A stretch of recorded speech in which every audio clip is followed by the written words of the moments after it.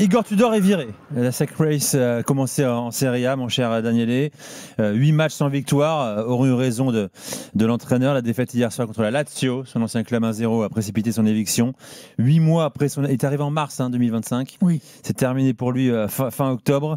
Est-ce que c'est la bonne solution pour se relancer à la Juve ou pas? Est-ce que tu penses qu'il est le principal responsable, clairement, de ce début de saison très moyen de la Juve? Mais en ce moment, entraîner la Juventus, c'est plus difficile que voler des bijoux au Louvre, je pense. C'est-à-dire, c'est l'histoire de la Juve qui le dit. Ça fait longtemps que la Juve elle est dans cette crise. Elle a changé de dirigeants, de présidents, Andrea Agnelli, après il est arrivé Ferrero, l'année dernière ils ont viré Giuntoli, le directeur sportif, et il est arrivé Comogli. En ce moment, la Juventus, elle n'a pas de directeur sportif. C'est-à-dire, on dirait qu'il fait tout Comogli.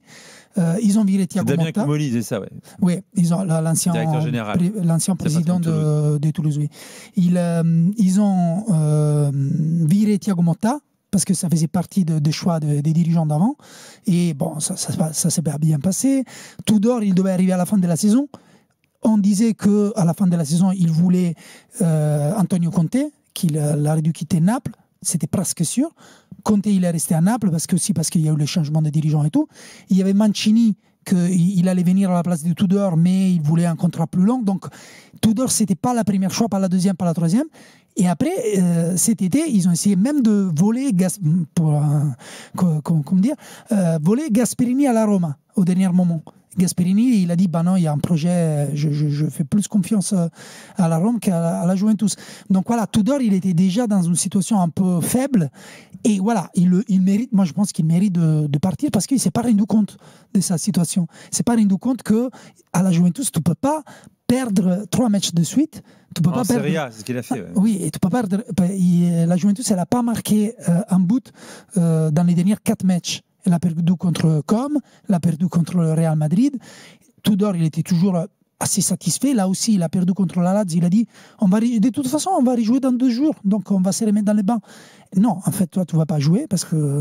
tu vas partir. Oui, 2 jours, c'est longtemps. Et en plus, il a... regarde les choix qu'il a pris contre la Lazio, par exemple. Tu es un entraîneur d'une équipe comme la Juventus. Dans une situation délicate, lui, il a mis sur les bancs Yildiz et Khéphren Thuram et Di Gregorio, c'est-à-dire 3 de ses meilleurs joueurs. Et il a joué pour la première fois en saison avec Jonathan David, qui est en train de faire très mal en Italie. On dit il faut l'attendre, mais les supporters, ils peuvent presque plus voir de Jonathan David.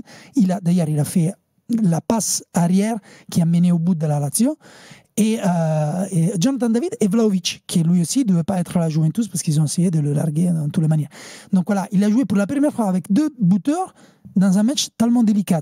Il a donné la première mi-temps à la Lazio, il a mis un but, après il a défendu, et ils n'ont pas arrivé à mettre le but. Et quand ils lui ont demandé pourquoi la Juventus n'arrive pas à mettre de but, lui il a dit bah, en fait, il n'y a pas quelqu'un qui met la balle dedans. Oui, merci, ça c'est pas vraiment une explication. Igor, ouais. Ouais. Donc il ne s'est pas rendu compte et je pense que voilà. C'est quand même, je regardais ça, depuis le départ de Maurizio Sarri en 2020, été 2020, 7 coachs sont posés sur le banc de la Juve. Hein. C'est pas uniquement Igor Tudor et les coachs, le souci. On a parlé de Pirlo à l'époque, on a parlé de Thiago Motta qui est le droit qu'à une saison.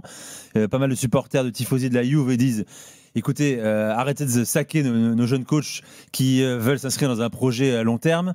Revenons à de la patience, qui n'est pas forcément notre meilleure qualité. Malheureusement, ça va très très vite. Oui, mais tu sais, Sarri, il a gagné. Oui. Sarri, c'est le seul entraîneur qui a été viré après avoir gagné. Il n'avait pas assez gagné, on va dire, pour la Juventus. Il voulait un entraîneur qui donnait aussi une image de la Juventus. Mais tout le monde est capable de mettre une veste. Tudor, il a mis une veste, Thiago Motta, il a mis une veste.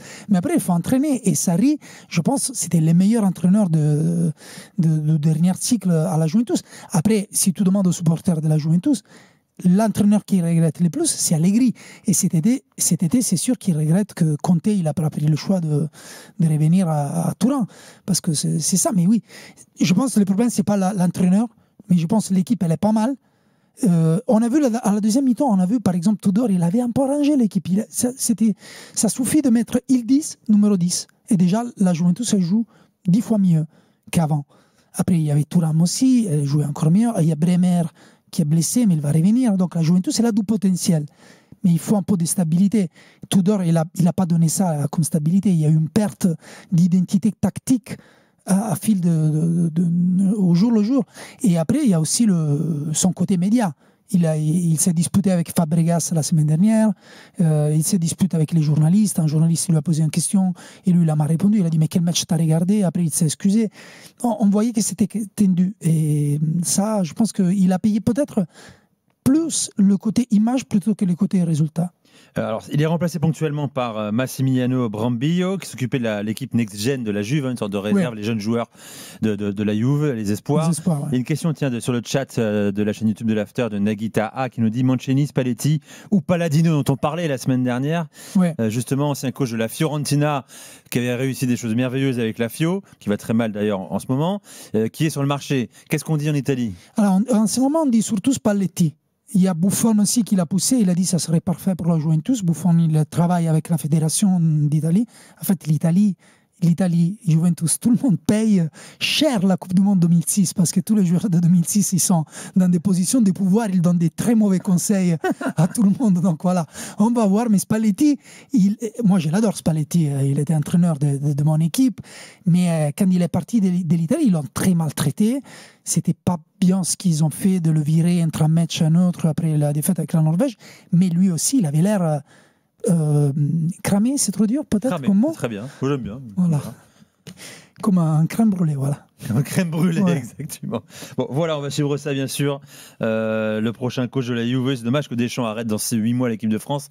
Il aurait pu être un candidat pour reprendre la Juve, non peut-être? Non, mais Palladino, par exemple, ça serait une autre grosse, pari.